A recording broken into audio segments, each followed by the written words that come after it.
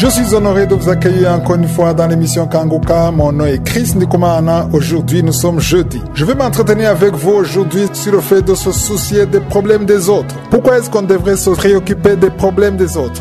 Dans notre nature charnelle, nous aimons considérer nos propres intérêts. Nous aimons nous préoccuper de nos propres soucis. Si tu ne vois pas ton intérêt, tu ne continues pas. Tu ne te soucies pas des choses dans lesquelles tu ne vois aucun intérêt. C'est la nature humaine, c'est comme ça que nous sommes. Je veux qu'on comprenne qu'après avoir cru en Jésus-Christ, après avoir reçu le salut et être devenu un enfant de Dieu, tu dois changer d'attitude, changer de mentalité, changer la façon dont tu vois les choses. Jésus s'attend à ce que toi qui l'as accepté comme ton Seigneur et ton Sauveur, tu puisses aussi te soucier des autres. Il ne t'interdit pas de te préoccuper de toi, mais il faut que tu te préoccupes des autres. Dans Philippiens chapitre 2 verset 4, il est écrit que chacun de vous, au lieu de considérer ses propres intérêts, considère aussi ceux des autres. Pourquoi sommes-nous censés nous préoccuper des intérêts des autres? Beaucoup ne comprennent pas pourquoi, mais il y a un secret caché dans le fait de se soucier des autres. La première chose à savoir, c'est que lorsque tu te soucies des autres, tu es en train d'accomplir ce que Jésus veut qu'on fasse. C'est ça notre mission ici sur terre. Si tu veux faire la volonté de Dieu, apprends à te soucier des autres. Chaque fois que tu te soucies des intérêts des autres, tu manifestes la vie de Christ. Jésus, quand il est venu sur la terre, il se préoccupait des autres. S'il a accepté de mourir à la croix, il n'est pas mort pour lui-même, mais il est mort pour toi et moi. Et nous sommes censés l'imiter. Paul écrit en disant, imitez-moi comme j'imite Christ. Ça, c'est la première raison.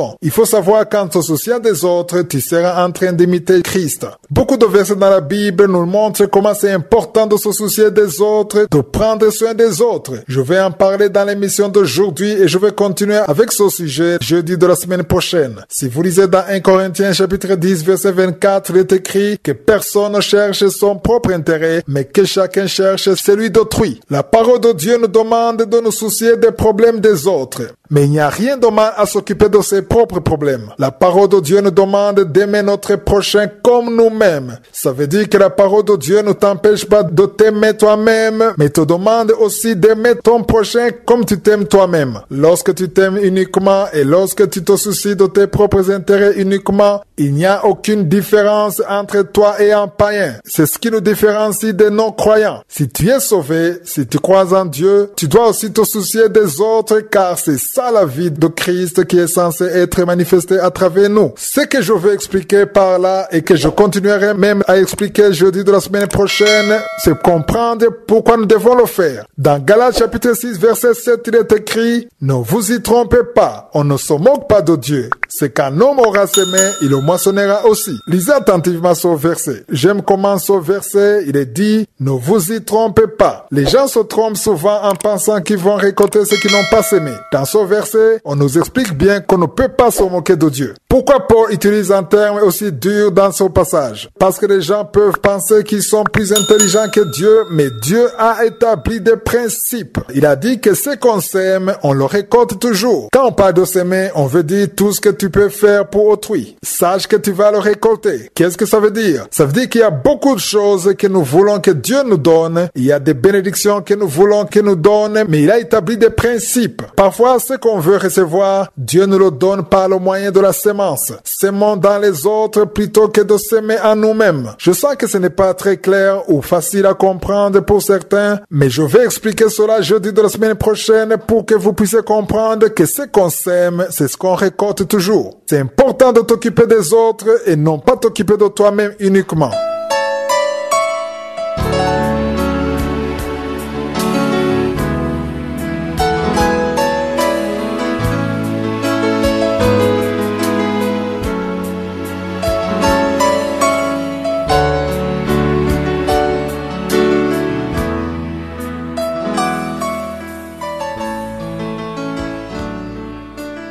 Nous sommes dans la deuxième partie. Nous continuons l'étude du livre de Josué. Nous l'avons commencé lundi de cette semaine. Hier, j'ai terminé en vous parlant de la puissance de la parole de Dieu. Chaque enfant de Dieu doit toujours avoir une parole, car on ne peut pas faire une bataille spirituelle sans la parole. La parole de Dieu, c'est une chose très importante, et j'étais aussi en train de dire qu'il y a des gens qui prient pour que Dieu les épargne afin qu'il n'ait pas de problème. Il est vrai que nous ne voulons pas les problèmes que Satan peut nous causer, mais il y a des problèmes problèmes que Dieu lui-même nous laisse traverser et il est avec nous dans ces problèmes. Le problème, ce ne sont pas des épreuves qu'on doit surmonter ou les luttes ou les combats à mener. Le problème, c'est de traverser tout ça sans je suis. Nous avons lu dans Josué chapitre 1 verset 5 où Dieu dit « Nul ne tiendra devant toi tant que tu vivras. Je serai avec toi comme j'ai été avec Moïse. Je ne te délaisserai point, je ne t'abandonnerai point. » Des fois, les enfants de Dieu se lamentent comme si Josué les avait abandonnés. J'aimerais vous dire que si vous êtes enraciné dans la parole de Dieu, si vous êtes enraciné dans la foi, sans vous lamenter, en étant à l'endroit où Dieu veut que vous soyez, vous aurez toujours la victoire. Hier, j'ai terminé en vous disant que la parole de Dieu est très importante. Dans Éphésiens 6, verset 12, il est écrit « Car nous n'avons pas à lutter contre la chair et le sang, mais contre les dominations, contre les autorités, contre les princes de ce monde de ténèbres, contre les esprits méchants dans les lieux célestes. » Il y a la puissance de Satan, des esprits malins, des démons qui combattent les enfants de Dieu. Pour ceux qui ne comprennent pas le langage de l'Ancien Testament et celui du Nouveau Testament, tous les combats que nous verrons dans ce livre ainsi que dans d'autres livres de l'Ancien Testament, tous les combats des enfants d'Israël contre les nations païennes, tous ces combats sont le symbole du combat qui oppose les enfants de Dieu aux esprits sataniques. De la même façon que les Philistins ou les autres nations ont combattu les enfants d'Israël, les démons aussi combattent les enfants de Dieu. Satan s'attaque beaucoup aux enfants de Dieu. Il s'attaque beaucoup à ceux qui croient en Dieu. Il ne veut pas voir la réussite ou la victoire des enfants de Dieu. On nous parle aussi de la terre promise. On nous parle de Canaan, mais spirituellement parlant, la terre promise est la promesse que Dieu nous a faite en tant qu'enfants de Dieu. Beaucoup comparent la terre promise au ciel, mais je pense que ce n'est pas le ciel. C'est plutôt la promesse que Dieu nous a faite de vivre dans ce monde dans la victoire. Ce n'est pas le ciel, mais c'est vivre une vie de victoire marchant dans la foi par la force de je suis. Canaan est la promesse que Dieu t'a faite. Tu vivras cette promesse, mais il y a des combats que tu vas devoir mener. C'est pourquoi Josué était en train de préparer Josué dans ce passage. Il lui dit qu'il combattra pour lui. Le verset 6 dit « Fortifie-toi et prends courage, car c'est toi qui mettras ce peuple en possession du pays que j'ai juré à leur père de leur donner. » Il lui dit de ne pas avoir peur parce qu'il est clair que Josué avait très peur. Tu ne peux pas dire à quelqu'un de ne pas avoir peur alors qu'il n'a pas peur. Si tu dis à quelqu'un de ne pas avoir peur, c'est que tu vois dans les yeux et dans le cœur que la personne a peur. Josué avait très peur car il savait quel peuple il allait diriger. Il connaissait le cœur, comment ils étaient toujours rebelles à Moïse. Il savait la lourdeur des problèmes qui l'attendaient car il avait vécu avec Moïse pendant tout le trajet. Hier, j'ai terminé en vous disant que la parole de Dieu est une chose très importante. La parole de Dieu, c'est la vie. Tu ne peux pas vivre sans la parole de Dieu. La parole de Dieu, c'est ce qui transforme. Vous pouvez lire les versets 7 et 8 dans le premier chapitre de Josué. Dieu parle à Josué en disant « Fortifie-toi seulement et aie bon courage en agissant fidèlement selon toute la loi que Moïse, mon serviteur, t'a prescrite.